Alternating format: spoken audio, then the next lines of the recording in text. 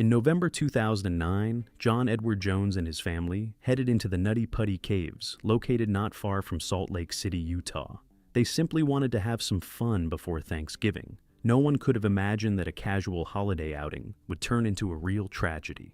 The Nutty Putty Caves got their name from the soft brown clay they're made of. Discovered back in the 1960s, the caves formed a natural labyrinth of small chambers connected by tight, low passages. At first glance, the route might have seemed challenging. The corridors were extremely narrow, but that's exactly why these caves were considered perfect for beginner cavers. Every year, countless tourists tested their luck there.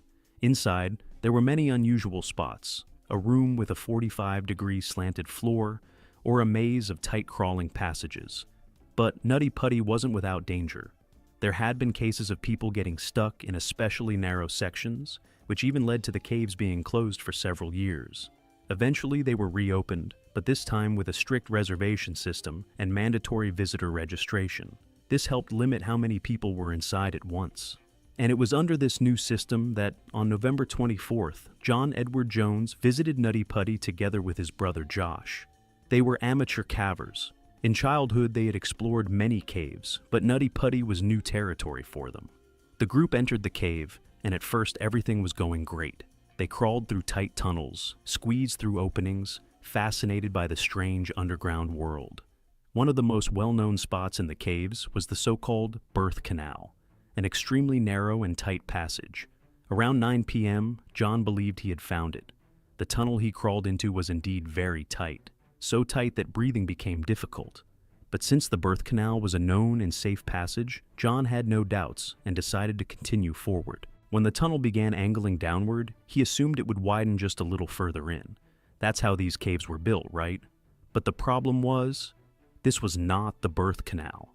In reality, John had entered an uncharted, unmapped passage that wasn't even marked on cave diagrams because it was thought to be too narrow for a human to fit through.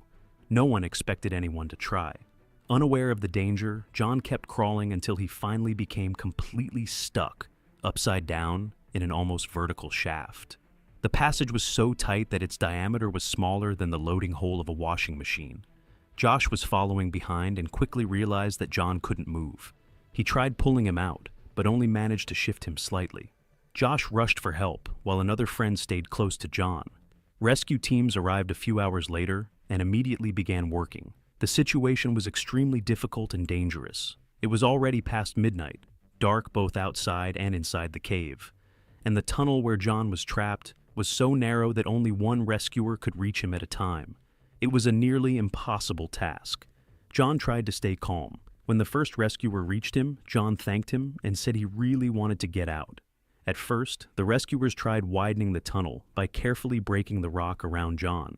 But even after hours of drilling, they made almost no progress. So they decided to try pulling him out with ropes secured around his legs. It was the only part of his body the rescuers could latch onto.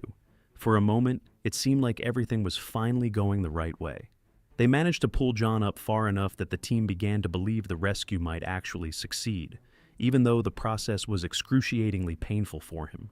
To let John speak with his wife, who was waiting outside, the rescuers lowered a radio down to him.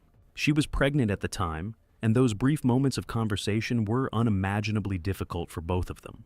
By then, John had already spent 19 hours trapped in the cave, nearly a full day upside down in a suffocating tunnel. And it's important to understand, being upside down for that long isn't just uncomfortable.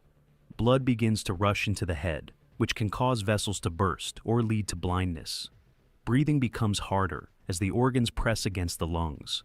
Some people can't endure even 10 minutes in that position, and John had been like that for nearly an entire day. Yet he held on as best he could. After a few more pulls, he even managed to see one of the rescuers' faces. When they asked him how he was feeling, exhausted and overwhelmed by pain, he only murmured, "It's awful. I'm upside down. I can't believe this. My legs are burning." At that moment, it seemed like his rescue was only minutes away. His family, friends, and medical staff were waiting at the surface. Just a few more pulls, and he would be free. But that was when everything went terribly wrong. When the rescuers pulled on the rope again, the rock around the anchor point suddenly cracked. One of the bolts ripped out, and the rope went slack. A rescuer positioned near John was struck in the head by falling rock and lost consciousness. John slipped back down into the depths of the tunnel. When the injured rescuer woke up, he was surrounded by darkness, and John was no longer visible. They could still hear him breathing from below, but he did not respond. They couldn't pull John up again. Another rescuer who attempted to reach him became stuck as well and had to be freed. A doctor was then lowered into the cave. He did everything he could to examine John, even partially, in the impossibly tight space. His verdict was the worst they could have imagined. John had passed away. The news devastated everyone waiting above ground. John was only 26 years old, young, healthy, full of life, and he died in caves considered safe even for beginners. It felt impossible to comprehend.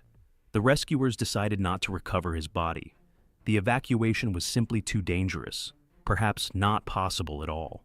The landowner, shaken by the tragedy, wanted to seal the caves with explosives so that they could never become a death trap again. But he was convinced not to do it. Instead, Nutty Putty was permanently closed to visitors. The cave became the tomb of John Edward Jones, an amateur caver who died in a place that was supposed to be safe.